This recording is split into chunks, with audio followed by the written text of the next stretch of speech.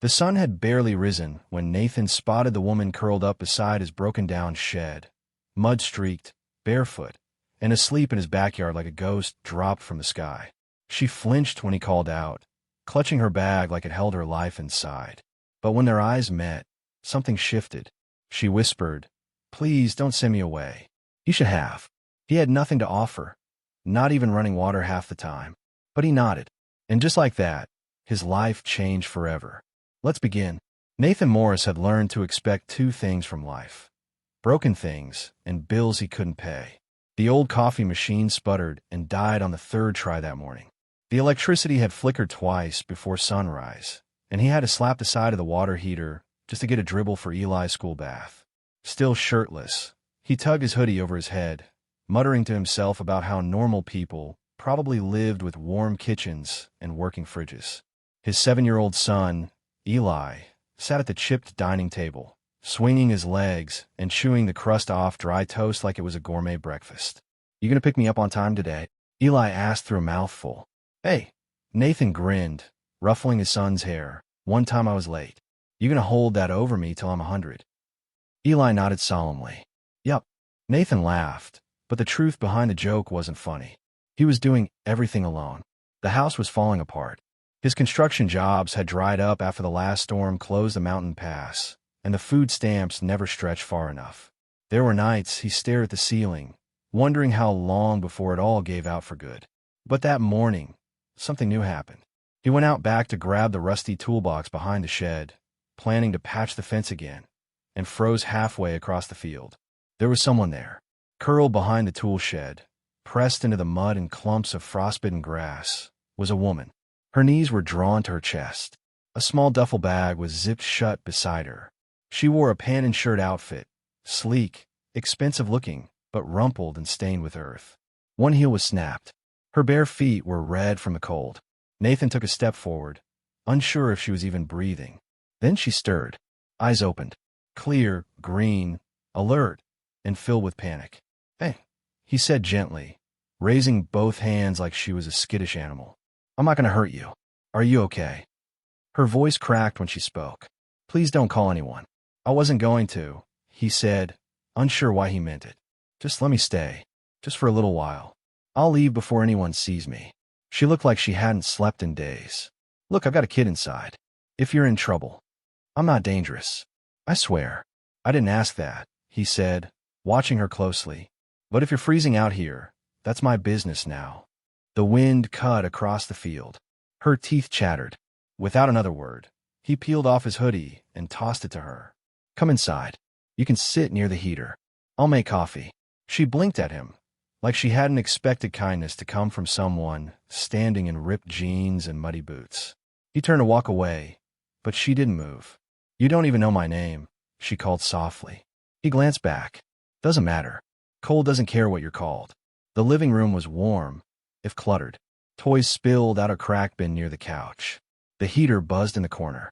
A half-repaired bike leaned against the wall beside a pile of unpaid bills and a grocery list with only 3 items circled: milk, bread, peanut butter. She sat on the edge of the sofa, cradling the mug he handed her with both hands.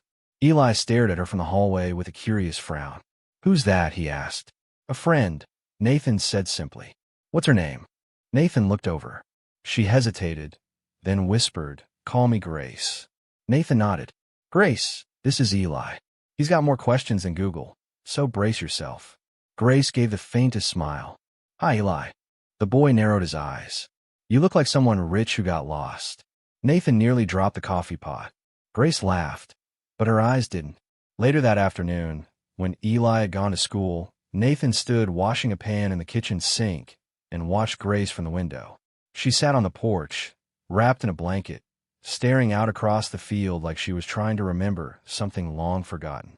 That's when he noticed her bag sitting open beside the chair. Inside, barely visible beneath a folded shirt, was a black folder. He didn't mean to stare, but the corner had a seal on it, a gold-embossed seal, from Dunbridge Holdings. Nathan's breath caught. That was Billionaire territory. Private jets, luxury real estate. He'd seen their name on billboards in the city. So what was a woman with that folder doing sleeping behind his broken shed? And why did she look so scared to be found? Nathan paced the kitchen, trying not to look out the window again. She hadn't moved in 15 minutes. Just sat there with the blanket wrapped tight around her, cradling the coffee mug like it was the only thing tethering her to the earth. But that folder, the one with the Dunbridge Holdings seal, was burning a hole in his thoughts. He didn't want to pry, but something wasn't adding up. You don't wake up behind a stranger's tool shed with a billion-dollar corporate file in your bag, unless you're running. And Grace looked like she'd been running for a long time.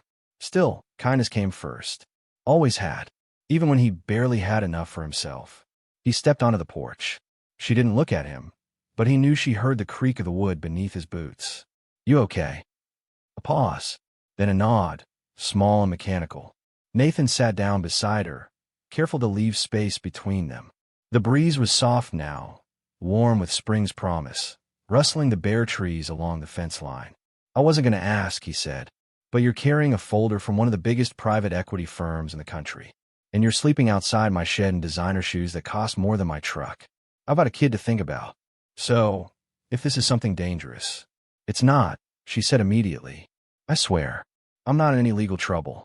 No one's chasing me with handcuffs. I'm just—" She broke off, looked at the sky. Nathan waited. "I didn't want to be found. That's all." He turned toward her, more gently now. "You're not just poor and desperate, are you?" Her eyes shimmered. "No." "Then why here?" She hesitated, then finally looked at him. "Because you helped my mother once. Years ago. You probably don't remember. You worked an ambulance shift back then." Nathan blinked. "That was a lifetime ago. I remember. You didn't just help her. You stayed. You sat by her bed for 2 hours while I was stuck in traffic." She said afterward, "You didn't treat her like just a patient. You treated her like a person." Nathan's throat tightened. He remembered moments like that.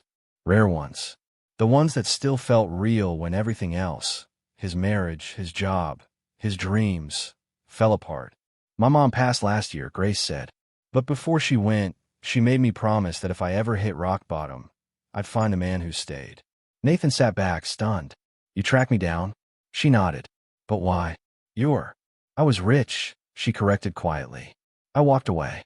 I left everything behind. The money, the boardroom, the people who smiled to my face and stabbed my back in silence." Nathan frowned. "People don't just walk away from billions." "They do," she said, "when the money becomes the cage." They sat there in silence for a while. The sun rose higher. The sound of wind and birds and the faint rattle of Nathan's broken gutter filled the space between them.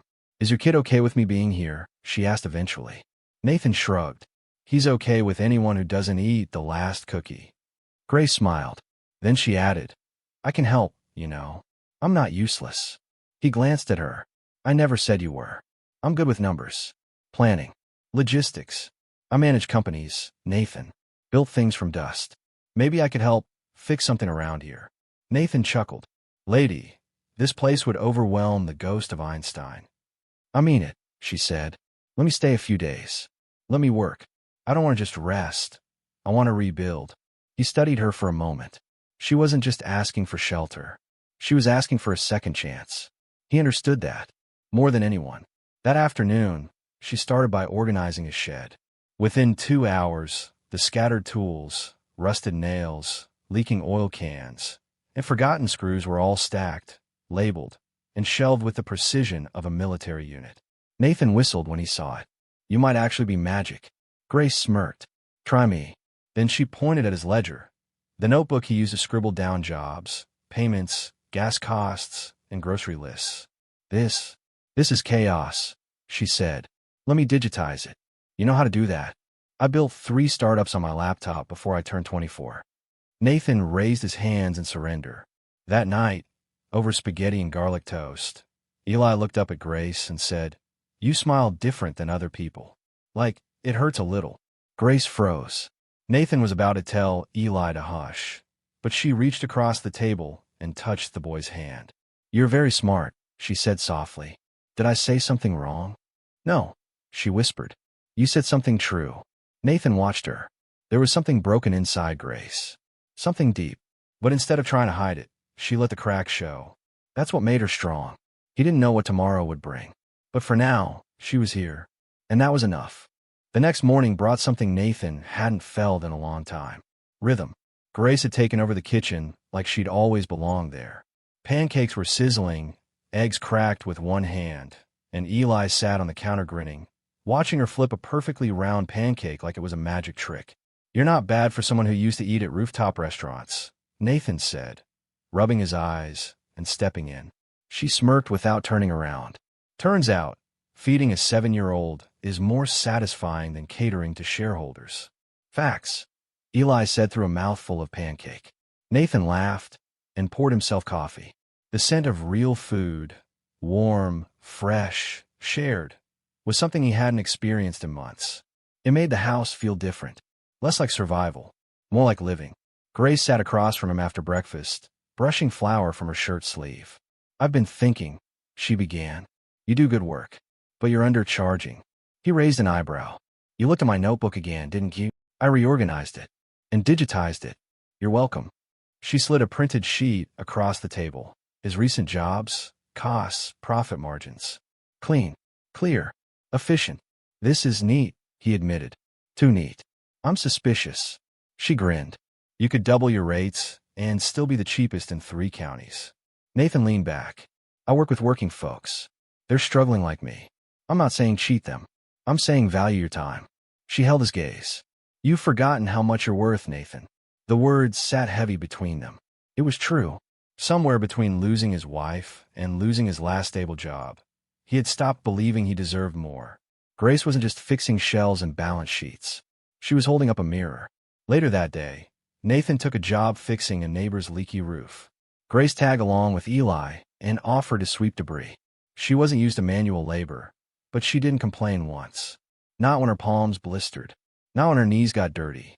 Not even when she slipped and landed on her tailbone, making Eli burst into laughter. Nathan stood on the roof, watching them. The woman who once walked red carpets now sweeping leaves with a giggling 7-year-old? It didn't make sense, but it felt right. That evening, as they sat on the porch watching fireflies, Grace finally spoke the truth. "My fiancé," she said quietly. "He was the CEO of a partner firm. I helped him build it. Thought we were equals." Nathan didn't interrupt. "I found out last month he was planning to cut me out. Quietly. Legally. Emotionally. He had another woman lined up. And the people I trusted? They knew. They helped him." Nathan's jaw tensed. "He underestimated you." Grace nodded slowly. "He thought I'd cry, fight, maybe beg. But I didn't. I walked. Left everything behind before he could destroy me fully." Nathan looked at her. "That's not weakness. That's strength." She turned to him, eyes searching. "Then why does it still feel like I lost?" Nathan didn't answer with words. He just reached for her hand. It was a simple gesture. No romance. No promises. Just one person saying, "You're not alone anymore." And for Grace, that meant more than anything she'd ever bought. The next few days blurred into something new. Not quite normal. Not yet unfamiliar. Nathan worked longer hours now, thanks to Grace restructuring his rates and quietly contacting old clients with friendlier, more polished messages. Jobs came in steadily. People liked his work. They just hadn't known how to find him. Grace fixed that. And back home, she helped Eli with homework, cleaned rooms he hadn't touched in months, and even started planting herbs by the window. "I used to kill cacti," she joked once. "Now look at me. Basil Queen." Nathan chuckled, but deep down he felt something shift. He was getting used to her being around. One night, after Eli had gone to bed, they sat outside again. 2 chairs, 1 blanket, sharing the silence. "Do you miss it?" Nathan asked quietly. "Which part?" "The power. The money. The noise." She thought for a long moment. "I miss knowing who I was. Or at least thinking I did." Nathan nodded slowly. "Yeah, I get that." She turned to him. "And you? What do you miss?" He exhaled, eyes scanning the stars. "I miss laughing without guilt. I miss believing that things could actually get better." Grace tilted her head. "And now?" Nathan met her eyes. "Now I'm wondering if maybe they already are." The next morning, something small changed. Grace wasn't in the kitchen. She wasn't on the porch. Her bag was gone. Panic hit Nathan fast. He checked every room, heart pounding, then stepped out the back door. She was by the field, holding her phone, talking. Her posture was rigid. Her voice calm, but clipped. Professional. He stayed quiet, listening. "No. I said I'm not coming back." Because I finally started breathing again. You don't owe me, Daniel. You never did. Click. She turned, surprised to find him standing there. Sorry, she said. I didn't mean to. It's your life, he said gently. You don't owe me an explanation. She smiled, tired. That was the man I was supposed to marry. Nathan didn't say anything at first. Then, he sounded like someone who wouldn't survive a single day in this town. Grace laughed, really laughed, for the first time in weeks. And that changed everything. That night, after dinner, Eli looked up and said, Are you going to stay, Grace? She blinked. I mean, are you going to go back to being a rich lady? Or stay here and be our bossy helper forever? Nathan choked on his tea. Grace looked at Eli, and then at Nathan. I don't know, she said honestly. But for the first time, I think I might want to stay. Eli smiled. Good, 'cause we kind of like you. 2 weeks later, Grace was still there. She wasn't just staying in the guest room anymore. She was part of the house now, writing schedules on the fridge, packing Eli's lunches with little sticky notes, leaving mugs half full in the sink because she always forgot them while working on her laptop. Nathan had made peace with the idea of her being temporary. But now he didn't want her to leave. And yet, one morning, a letter arrived. Hand-delivered. No postage. Grace opened it in silence. Nathan stood nearby, pretending not to watch, but he saw the way her hands shook, the way her eyes didn't blink. It was from the firm. Her ex-fiancé's lawyers. They wanted her back. Offered her old position. A full public apology. Even more money. Grace folded the paper slowly. They think an apology changes everything, she whispered. Nathan finally spoke. Are you going? She didn't answer right away. Then softly. I used to think power meant having a seat at their table. Now I know it means building your own table. She set the letter down, unopened ever since. That weekend, something else happened. Nathan got a knock at the door from the town council. They'd heard about his repair work, how quickly he was getting booked, how professionally everything was being handled now. They wanted to offer him a long-term contract. Steady income. Bigger reach. He looked at Grace, stunned. She only smiled. Told you were undercharging. It wasn't flashy. It wasn't fame. But it was stability. And it mattered. One night, after putting Eli to sleep, Grace walked into the living room barefoot, wearing one of Nathan's old hoodies over her shirt and pants. She looked like she belonged there for years. Do you ever think about the future? She asked quietly. Nathan looked up from the invoice he was reviewing. I used to avoid it, he admitted. Now? Yeah, sometimes. She hesitated, then walked over, sat beside him. I'm tired of running, Nathan. He looked at her, then stopped. She smiled gently. I already did. Months passed. The farm started to feel whole again. Not perfect, not polished, but lived in. Warm. Real. Eli came home from school one day, threw his backpack on the floor, and asked the question everyone had been waiting for. Is Grace my new mom now? They both froze. Then Grace knelt in front of him.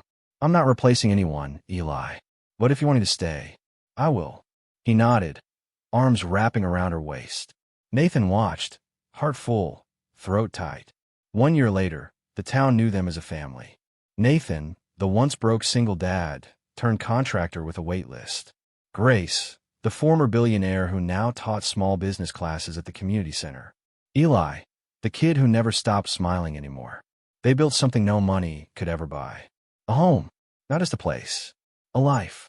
And when people asked Grace why she gave everything up, she always gave the same answer. Because I finally found something worth staying for.